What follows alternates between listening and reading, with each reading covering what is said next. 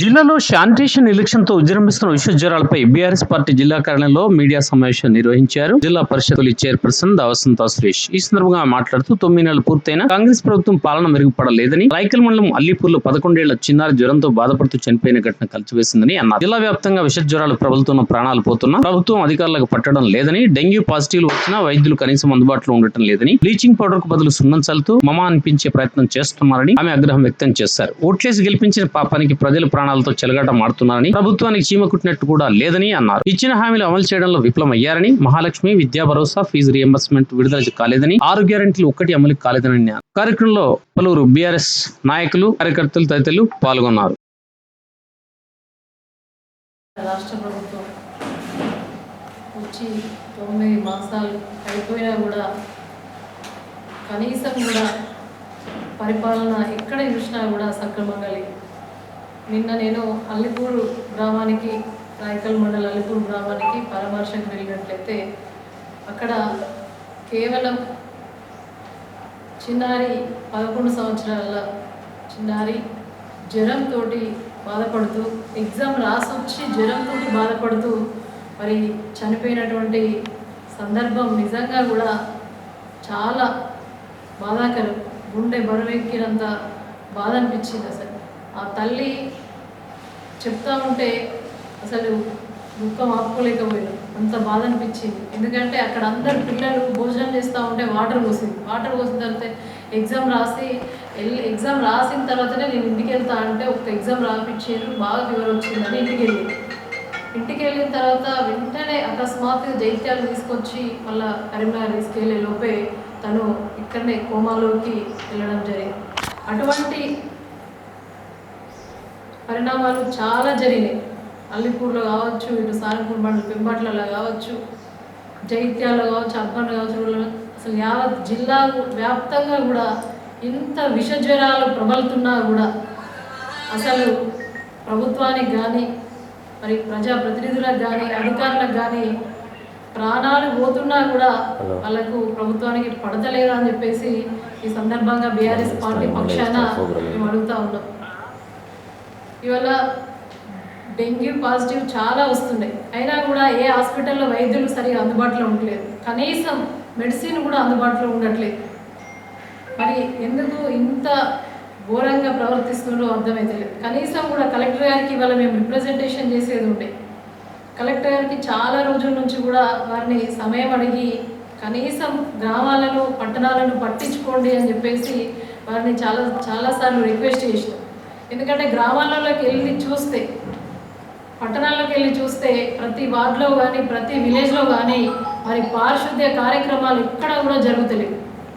ఎక్కడ కూడా మోర్లు సాఫ్ చేస్తలేరు, రోడ్లు ఊడుస్తలేరు, ఆ బ్లీచింగ్ శానిటేషన్ చేస్తలేరు. బ్లీచింగ్ పౌడర్ బదులు నేను అదే చిన్నారి చనిపోతే వెళ్తే వాళ్ళ ఫాదర్ అంటున్నాడు, కొంచెం ఇక్కడ బ్లీచింగ్ చేయండి అని చెప్పేసి పంచాయతీ సెక్రటరీని అడిగితే ఆయన ఇదంతా సున్నం ఏం జల్లమంటారు అని చెప్పేసి అన్నాడు. అంటే బ్లీచింగ్కు బదులు సున్నం కూడా వాళ్ళు బ్లీచింగ్ లాగానే అనుకుంటారు, ప్రజలకు ఏం తెలుస్తుంది అని చెప్పేసి సున్నాన్ని కూడా బ్లీచింగ్ లాగా వాడి ఏదో మహా అనిపిస్తున్నారు తప్ప మరి పారిశుద్ధ్యం ఎక్కడా కూడా సరిగా జరగట్లేదు.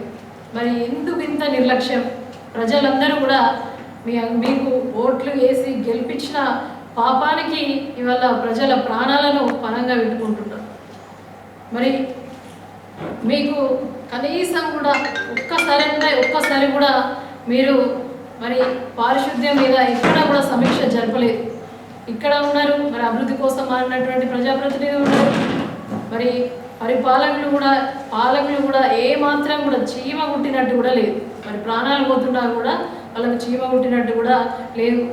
మరి ఇవాళ కనీసం కూడా సమీక్ష సమావేశం ఎక్కడ కూడా పెట్టలేదు. మరి అదే కేసీఆర్ గారు ఉన్నప్పుడు పల్లె ప్రగతి, పట్టణ ప్రగతి అనే కార్యక్రమాల ద్వారా ఎప్పుడైతే అనారోగ్య బారిన పడతారో గ్రామాలలో అప్పుడు విస్తృతంగా శానిటేషన్ చేసేవారు. అన్ని డిపార్ట్మెంట్లు అన్నిటి కూడా ఇన్వాల్వ్ చేసి చాలా విస్తృతంగా మరి పారిశుద్ధ్య కార్యక్రమాలు నిర్వహించేవారు. కనీసం కేసీఆర్ గారిని మరి ఆదర్శంగా తీసుకొని మీరు పల్లె ప్రగతి, పట్టణ ప్రగతి అని పెట్టకుంటే పేరు మార్చుకోండి. మరి విలేజ్ ప్రగతి, సిటీ ప్రగతి అని పెట్టుకుంటారా, ఏం పెట్టుకుంటారో కనీసం పేర్లు మార్చన్నా కూడా కనీసం ప్రజల ప్రాణాలను కాపాడండి అని చెప్పేసి ముగుస్తూ ఉంది. కనీసం రైతు బంధును రైతు భరోసాగా పేరు మార్చిందే తప్ప రైతు బంధు నిధులు ₹1 అంటే ₹1 ఏ ఒక్క రైతుకు రాలేదు. మీడియా ద్వారా రైతులందరూ కూడా గమనించాలి. రేవంత్ రెడ్డి సర్కార్ వచ్చిన తర్వాత 9 నాడు రుణమాఫీ చేస్తా అన్నాడు, వాయిదాలు పెట్టిండు 15 అన్నాడు. ఒక్కరికి కూడా చాలా మందికి రుణమాఫీ కాక ఎదురు చూస్తూ ఉన్నారు. అదే మరి విత్తనం పెట్టి పంట చేతికి వచ్చే సమయం అవుతుంది, అయినా కూడా రైతు బంధు ఇవాళ రైతు భరోసాని పేరు మార్చుకున్నాడు తప్ప ఒక్కళ్ళకు ₹1 వేయలేదు. మరి ఎరువులు సరిగా ఉండేవి, ఏది కూడా సక్రమంగా లేదు. నీళ్లు టైంకు నీళ్ళు ఇవ్వలేదు రైతులకు. మరి ఇక మీరు ఏ పరిపాలన సరిగా చేస్తారు? కళ్యాణ లక్ష్మి అని కేసీఆర్ గారు చెప్తే దానికి తులం బంగారం ఇస్తా అన్నారు, అది లేదు. పెన్షన్లు పెంచుతామని చెప్పారు, ఏ ఒక్క అవ్వకు తాతకు కూడా పెన్షన్ వస్తలేదు. ఇవాళ వికలాంగులు ఉన్నారు చాలామంది కూడా, ఎవ్వరికి కూడా పెన్షన్ వస్తలేదు. అదే కేసీఆర్ సార్ ఉన్నప్పుడు ఇంట్లో పెద్ద కొడుకులాగా అందరినీ ఆదుకున్న పరిస్థితి, చాలా ఆనందంగా ఉన్నారు. పల్లెల్లో ఉన్నటువంటి ముసలవ్వలు తాతలు చాలామంది పెన్షన్దారులు అందరూ కూడా ఆనందంగా ఉన్నారు. ఇవాళ మీరు పెంచుతాన్న ఈ సంక్షేమ పథకాలు లేదు, ఎక్కడ కూడా అభివృద్ధి లేదు, కేవలం వ్యక్తిగతమే. మీరు ఏది కూడా ఈ 9 గ్యారెంటీలు 6 గ్యారెంటీలు ఇస్తా అన్నారు, ఏది కూడా 6 గ్యారెంటీలో ఒక్కటి కూడా అమలు కాలేదు. ఫ్రీ బస్సు పెట్టారు, ఫ్రీ బస్సు తప్ప అందులో ఆడవాళ్ళు కొట్టుకున్నాడే. అసలు ఏదన్నా మహిళలకు వరకు వచ్చే పథకం ఉందా దాంట్లో? మహాలక్ష్మి అంటే 2500 ప్రతి ఇంట్లో ఉన్నటువంటి మహిళకి ఇస్తా అని చెప్పేది. మరి 2500 మహాలక్ష్మి పథకం ఏమైపోయింది? విద్యా భరోసా 5 లక్షలు ఇస్తా అన్నారు, అదేమైపోయింది? విద్యార్థులు నిజంగా కూడా విద్యార్థులకు ఫీజు రియంబర్స్మెంట్ కూడా ఇంకా విడుదల చేయలేదు. విద్యార్థుల పక్షాన కూడా డిమాండ్ చేస్తూ ఉన్నాం, ఇంకెప్పుడు ఫీజు రియంబర్స్మెంట్ విడుదల చేస్తారు? ఏ ఒక్క కార్యక్రమం మీరు మేనిఫెస్టోలో పెట్టినటువంటి ఈ 6 గ్యారెంటీలు ఏ ఒక్కటి కూడా అమలు కాలేదు. కనీసం కూడా ప్రజలకు రక్షణగా కూడా నిలవలేకపోతున్నారు మీరు.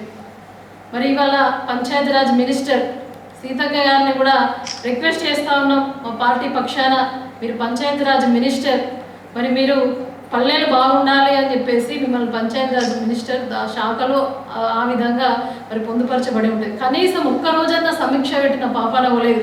పంచాయతీరాజ్ మినిస్టర్ కావచ్చు, హెల్త్ మినిస్టర్ కావచ్చు, మరి ఎవరు కూడా కనీసం పల్లెలను పట్టణాలను పట్టించుకునే పరిస్థితి లేదు. ప్రజల ప్రాణాలు వరుసగా అవుతున్నాయి. ఒక్కరికి కూడా మరి చీమ పుట్టినట్టు కూడా లేకుండా వ్యవహరిస్తూ ఉన్నారు. ఇది ఏమాత్రం కూడా మంచిది కాదు. కనీసం మీరు పథకాలు అమలు చేయకున్నా కూడా ప్రజలకు రక్షణగా నిలవాలని చెప్పేసి బీఆర్ఎస్ పార్టీ పక్షాన మరొకసారి డిమాండ్ చేస్తూ ఉన్నాం. ఈ దసరా హాలిడేస్ వస్తున్నాయి, ఇవాళ నుంచి స్కూళ్ళకు దసరా హాలిడేస్. ఆ చిన్నారి కూడా స్కూల్లో 11 సంవత్సరాల చిన్నారి స్కూల్లో చదువుతున్నప్పుడు అక్కడ శానిటేషన్ కూడా అధ్వానంగా ఉంది. నేను మన గౌరవ జిల్లా కలెక్టర్ గారికి, జిల్లా పాలనాధికారి సత్యప్రసాద్ గారికి కావచ్చు, అదేవిధంగా డిఓ జగన్మోహన్ రెడ్డి గారికి కావచ్చు, డిపిఓ గారికి కావచ్చు, మేము ప్రజల పక్షాన అడుగుతూ ఉన్నాం, మిమ్మల్ని రిక్వెస్ట్ చేస్తూ ఉన్నాం. హాలిడేస్ వస్తున్నాయి, మీరు ప్రైవేట్ యాజమాన్యానికి కానీ, స్కూల్ యాజమాన్యానికి కానీ, ప్రభుత్వ పాఠశాలలు కానీ, కాలేజీలు కానీ అన్నీ కూడా కొంచెం శానిటేషన్ నిర్వహించండి. రెగ్యులర్ శానిటేషన్ చేస్తూనే మీరు పూర్తిగా కూడా శానిటేషన్ కూడా లోపించింది. ఏ స్కూల్కి వెళ్ళినా కూడా ప్రతి ఒక్క విద్యార్థి ఇవాళ జ్వరంతో బాధపడుతున్న సందర్భాలు చూస్తూ ఉన్నాం. కాబట్టి దయచేసి మిమ్మల్ని అధికార యంత్రాంగాన్ని రిక్వెస్ట్ చేస్తూ ఉన్నాం, మీరు కనీసం శానిటేషన్ కూడా నిర్వహించాలని చెప్పేసి ప్రజల పక్షాన ఉండాలి. ప్రజలకు మీరు సేవకులుగా ఉండాలి. అధికారులు కూడా మరొక పార్టీకి మాత్రమే పనిచేస్తున్నట్టు అనిపిస్తూ ఉన్నది. మీరందరూ కూడా ప్రజలకు సేవకులు ఉండి రక్షకులు